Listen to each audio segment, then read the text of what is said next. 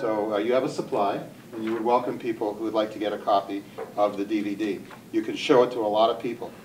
So take advantage of this opportunity. He's on a cross-country tour. You won't get this opportunity on many occasions. Take the opportunity to get a DVD today. And now back to Kevin. Thank you, Barry. By the way, I don't copyright anything I do. Despite the rumor you might hear that I'm making all this money off homeless Indians, I don't actually charge for things like the film and that. So, finally, too, we're gathering tomorrow at 3 of the downtown churches in memory of the children who died, and we're going to be starting at St. James Anglican at 65 Church Street at 9:30, and then going to the United and Catholic churches after that. So please meet us. There are flyers about this over there. Now, you had your hand up, and somebody over here as well. Thank you. I'm Marilyn Marshwitz. Before asking Gave the same answer that they always give, which is the perpetrator died a few years ago, conveniently, and so we can't do anything about it. So I said to this cop, well, you know, how do you know they didn't have accomplices? You know, how do you know there wasn't a cover-up? There's no statute of limitation on murder in Canada the last time I checked. But it's the usual kind of collusion you get. Because this book was disappearing from the libraries across Canada. So it's hiddennolonger.com, and that's on some of the information here. All of the stuff in here is taken from survivors, so it actually comes out of the community. So the knowledge is there, but the reality is that people have been dissuaded for many years to talk about these things by their band council chiefs, by the government wing of the Native leadership, and also in the first of the Aboriginal Healing Fund money that came out. After 6 months or so after we did our first tribunal, the government started shelling out money to people. I call it the Aboriginal Hush Fund, because what you do is to get that money you have to agree never to sue the churches. The money was used selectively and politically to help Native chiefs who were favorable with the AFN and the government, and to punish people who weren't. So it was used in that way.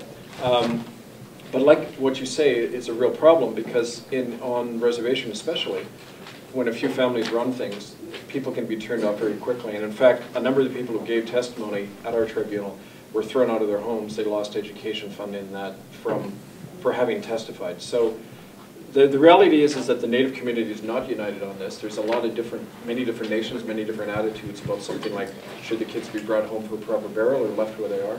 There isn't that common, position. But the reality is that now this is out there. Whenever I go into Native communities and speak, I often see the same things. The younger Aboriginal people are saying that. Why the hell didn't we know this stuff? Nobody ever told us.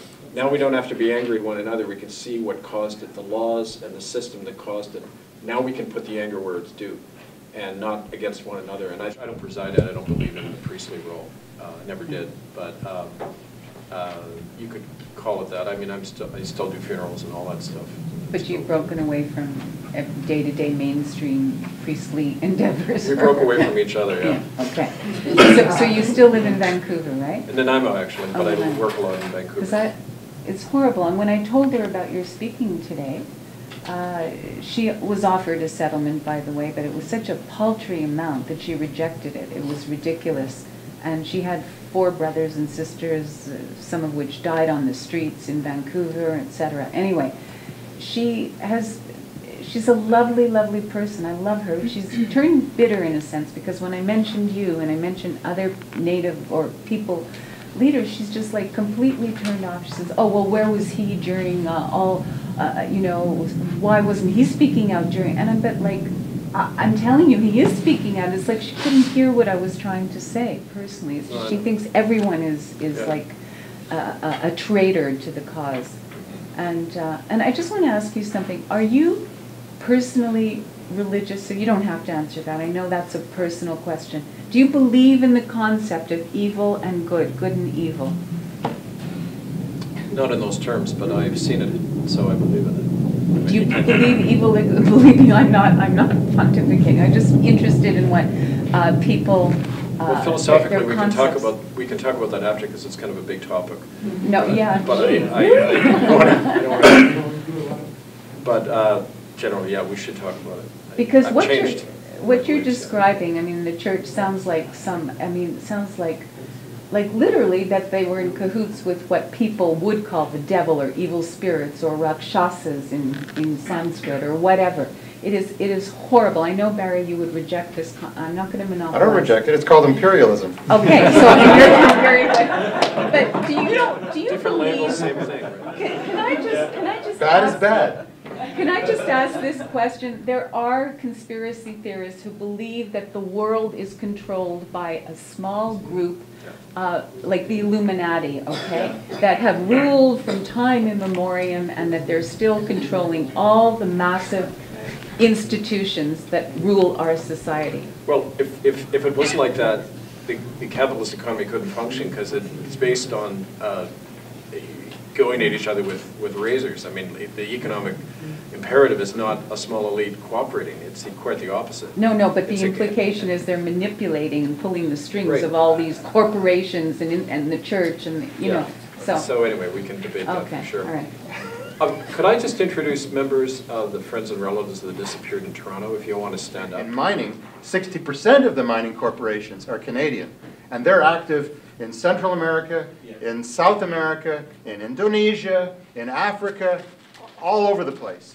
So it's important to keep that in mind. And I should mention, Camco is one of the largest uranium companies in the world. Which one? Camco, C-A-M-E-C-O, it operates in Saskatchewan. They're the ones doing in-situ uranium mining in the Black Hills in South Dakota, where the cancer rate is 500 times the national average due to radiation leakage. They're murdering Native people before the depleted uranium they produce is used by the U.S. military overseas. It's used first on Native people here. And so this is, we're starting actually to look at that. We're going to document Camco's activities as part of our tribunal as an example of genocide today. So, yes, please. Hi, outside of Canada and the United States, is there residential schools anywhere else? Not only were there residential schools elsewhere, but they're still operating. One of the groups in our network works with the Aka people in northern Thailand. And the Baptist Church in America and the Rotary Club fund residential schools among the Aka. And I've looked at the statements of these groups, and they make things that sound like right out of the residential schools 100 years ago. They say, you know, that we have to save these heathens from themselves. We've got to turn them into good Christians. They're not allowed to speak their language. They're put in these sweatshops, really.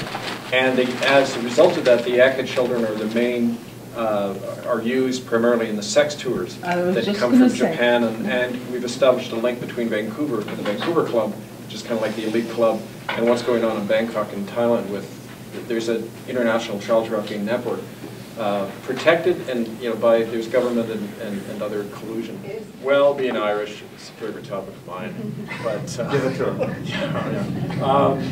the Queen and the Pope are the main fiduciary officers here. If you're going to do a crime, you know, a war crimes trial, they're the first to be called. But specifically, there was an incident that William Coombs observed, and he was a friend of ours in our network, and he died in hospital just before after I left for England. He claims that when he was in the Kamloops residential school run by the Catholic Church, October 1964, the Queen and Prince Philip show up. And I checked the records, and they were in Canada during an 11-day period then.